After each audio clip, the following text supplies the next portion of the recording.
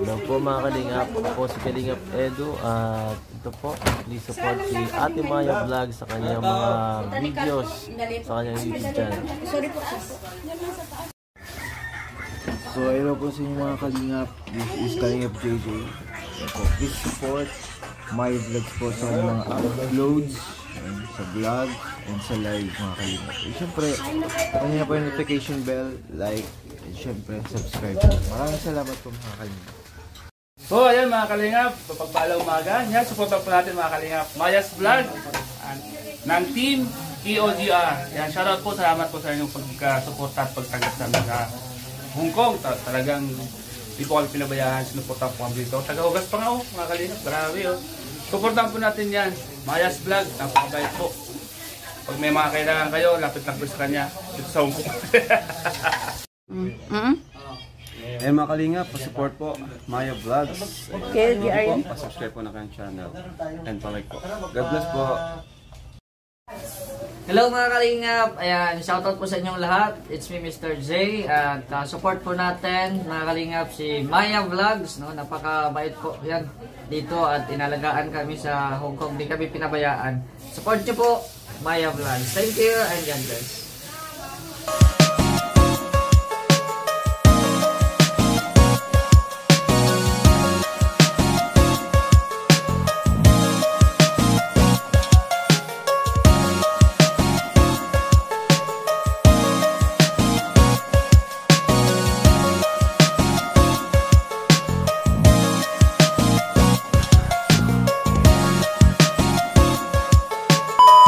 Sa ating lahat, welcome back po muli sa aking YouTube channel at isang mapagpalang araw po sa ating lahat. Saan mang sulok ng mundo po tayo naroroon. So ayan, for today's video guys, is atin naman pong babalikan po muli ang isang viral o isang nagba-viral na mga uploads po ni Kalingap Rab, no? Na kung saan ito is nasa part 4 na po. At muli nating mapapanood ang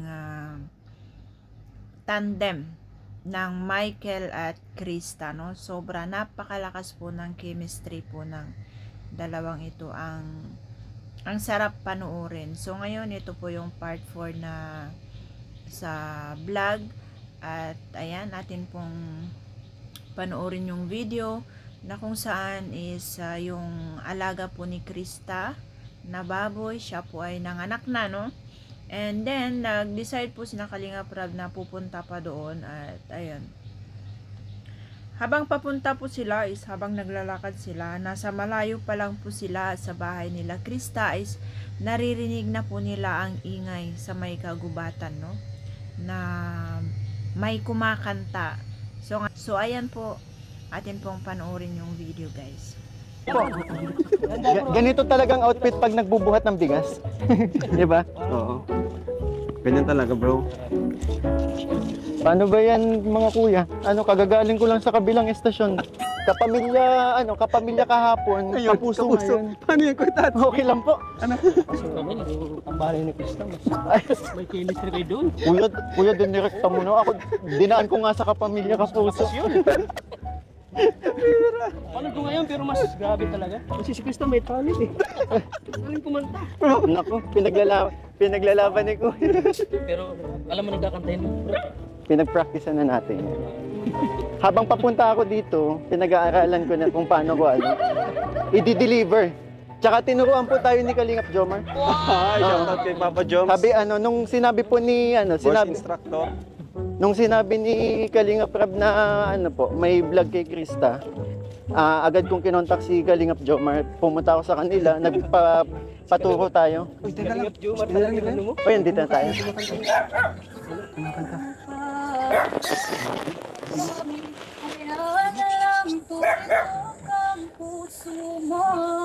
Ang boses niya.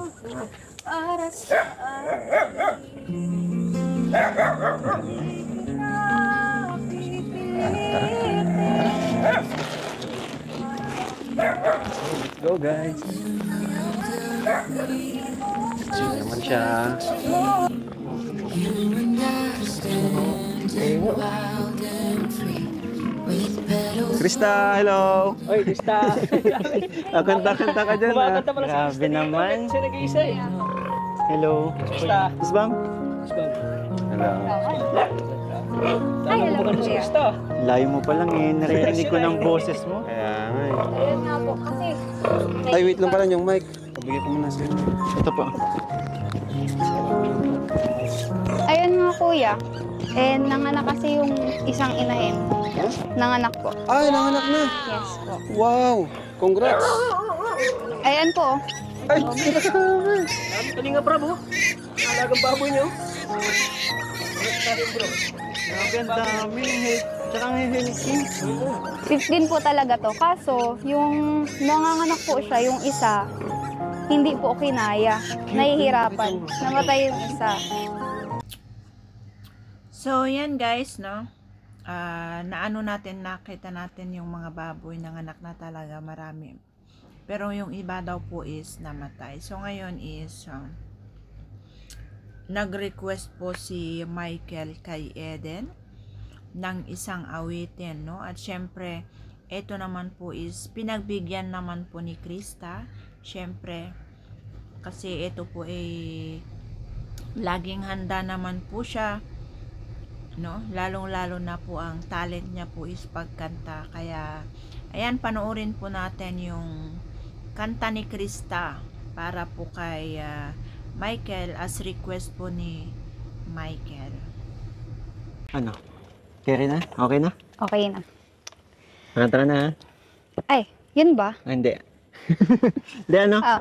May dala kaming bigas para pala sa'yo. Ito, isang sakong bigas. Saka, since ikaw nga yung palaging nagpapakain sa amin every time na pumupunta kami dito. Yan, ako yung nagdala. Thank you. Alam mo, gutom na rin ako kanina pa. Ay, talaga.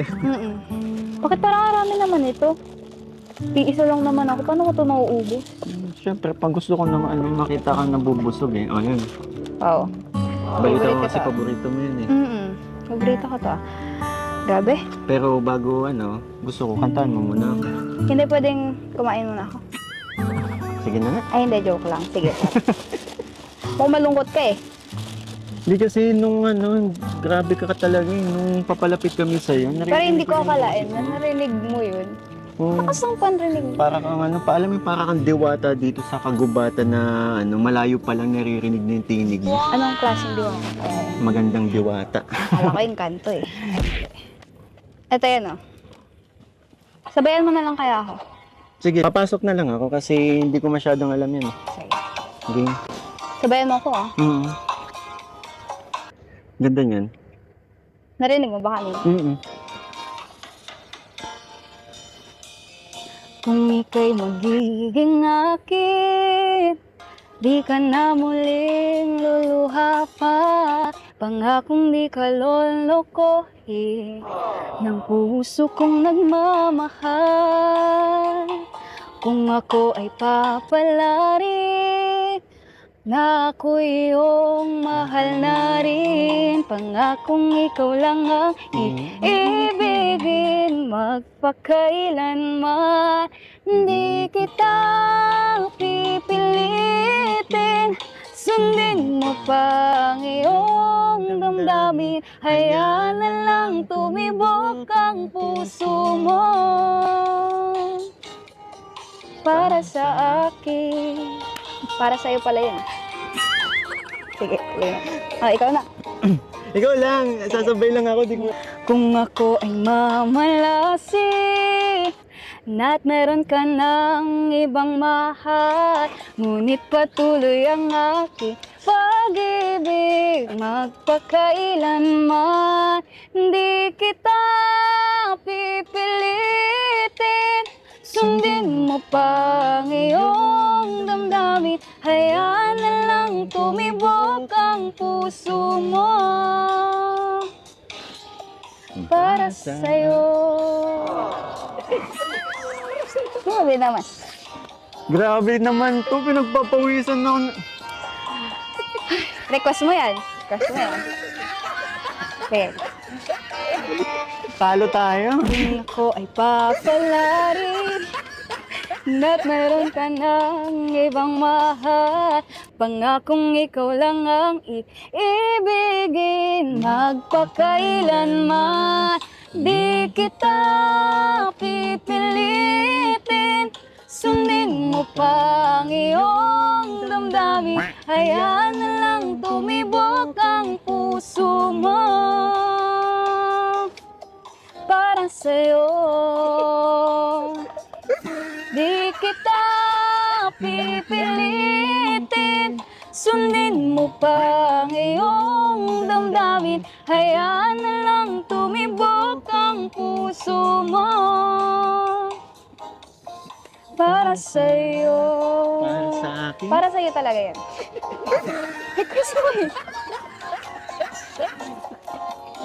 Wait lang ah. Para sa'yo. Grabe ka! Ito, kaya na ako, nagutom talaga. Grabe ka! Alam mo yung ano, parang may meaning yung kanta mo. Ay, wala yun. Para yun sa mga alaga kong hayop. Yung parang, para marinig nila, ganun. Sa bagay, hindi naman ako hayop.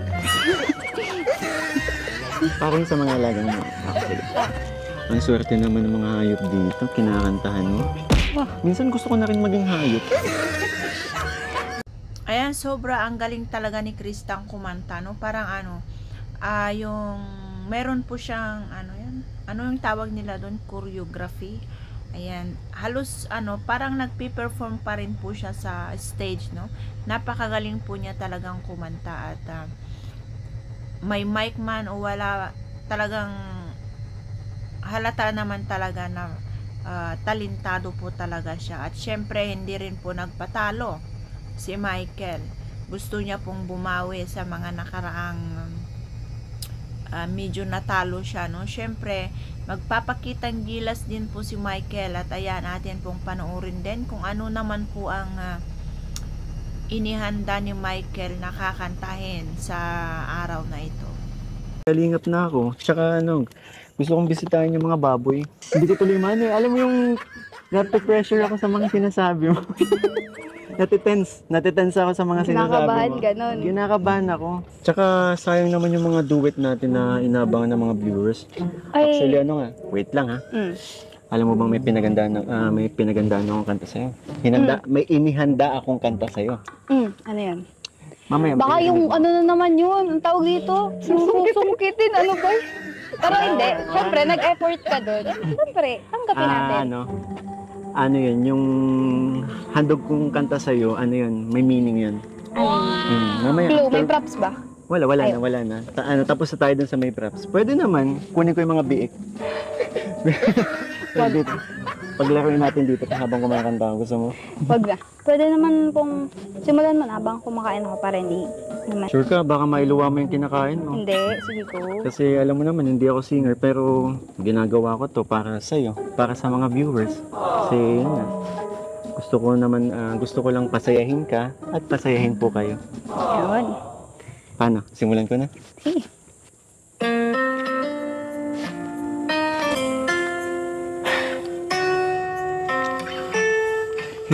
Hinihingal pa ako. Pero kaya ko to. Fight lang. Alam ko hindi mo pansin. Narito lang ako. Naghihintay na mahalin. Umaasa kahit di man ngayon. Mapapansin mo rin. Mapapansin mo rin. Alam kong hindi With mo motion pala. makita. Hindi pala props. Narito lang ako.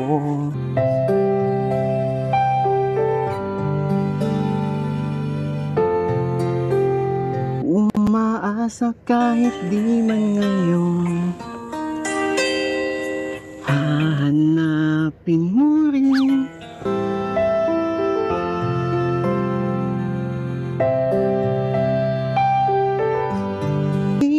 Ng panahon, baka ikaw rin na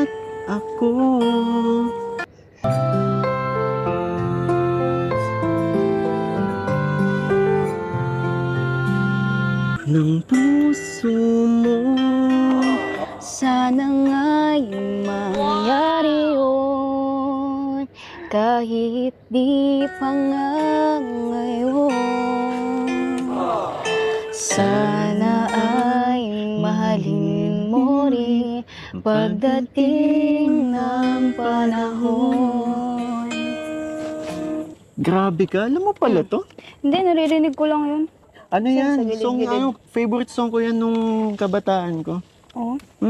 Wala ka ba napapansin sa lyrics? Meron. Pero ayokong mag-expect. Alam mo yung ano, pinag-isipan ko talaga sa ano, sabi ko sa next vlog natin. Pinag-isipan ko ano yung kakantahin ko sa iyo. Talagang Ayan, yung performance po ni Michael, no? Syempre nakakatuwa at ang ganda po ng kanta. Ayan, napapatawa na lang po si Derek Rab sa banding ng dalawang ito, at syempre hindi rin nagpatalo si Krista, at ito ay kanyang sinagot din po ang kanta po na inalay sa kanya ni Michael. At ayan, atin pong manoorin din po kung ano naman itong isasagot ni Krista, no? Kung ano naman po yung kakantayin niyang Palit tayo. Ako gagawa dun. Ikaw mag-alaga dito ng baboy. Uy, marunong ka naman eh. kahit ikaw, pwede kong alagaan. Ito na.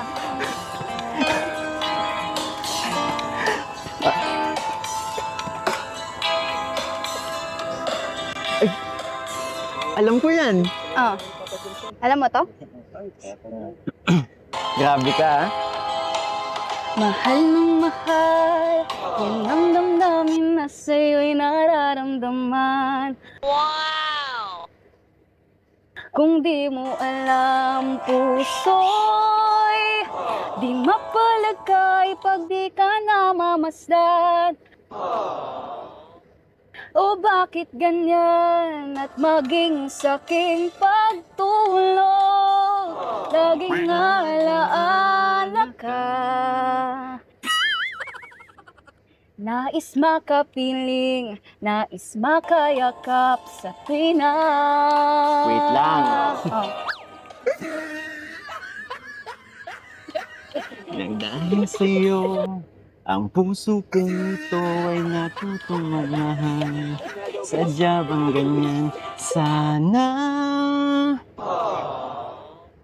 pag-ibig na nadaramay pagkaingatan, huwag paglaruan, dahil minsan lang umibig. Ang napili ay ikaw. Huwag sanang sasaktan ng puso na sa'yo'y nagmahal.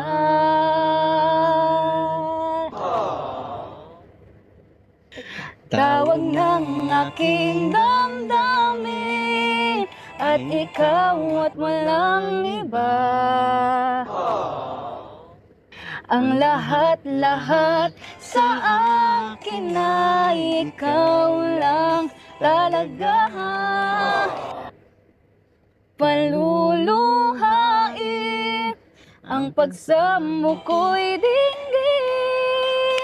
Wow! Tunay na tunay, mahal ka sa'kin. Alam mo yun? So, expert yung kanta eh. Nang dahil sa'yo, ang puso kong ito'y natutong magmahal.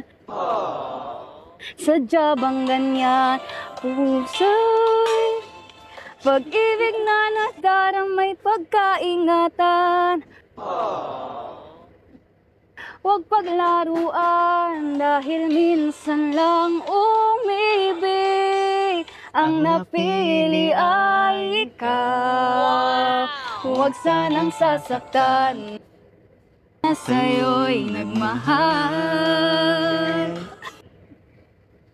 Tawag ng aking damdamin ay ikaw at walang iba. Lahat-lahat sa akin ay ikaw lang talaga. Paluluhain ang pagsamo ko'y dinggin. Tunay na tunay, mahal ka sa'kin.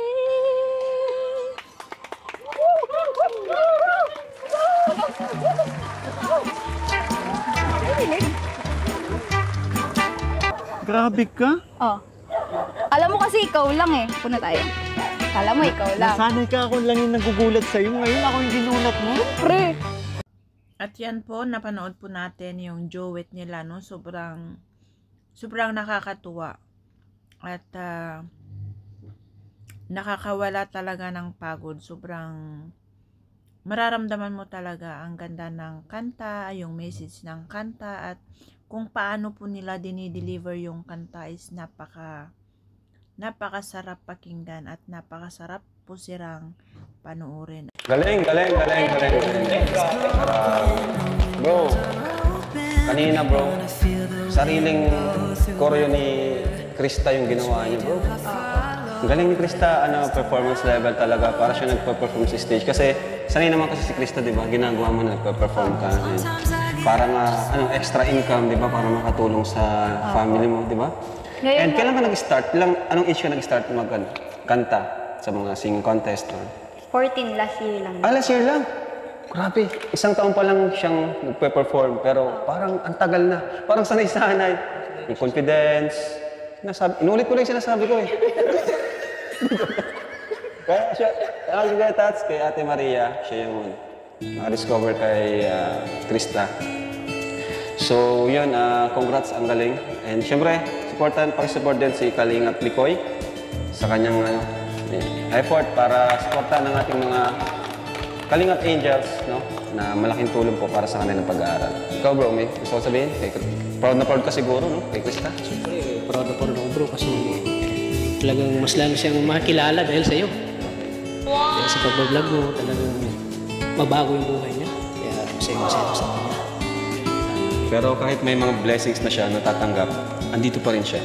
Hindi niya pinagpapalit dito sa buhay na nasa labas, yung puro lang pamamasyal, pagpapaganda. Ayun guys, napaka-proud po si Kalingap Rab sa mga performance po ni Krista guys, At syempre si Kalingap Tata din po is proud din po siya kasi si Kalingap Tata din po ang nagpakilala po kay Kalingap Rab kung bakit nakilala ni Kalingap Rab si Krista, Proud na proud talaga po si Kalingap Rab kasi sobrang galing po talaga ni Krista. Pero siguro lalong-lalo na po kung mapapanood po natin siya na nagpe-perform sa stage, siguro lalo po tayong mapapahanga. At ayan nga,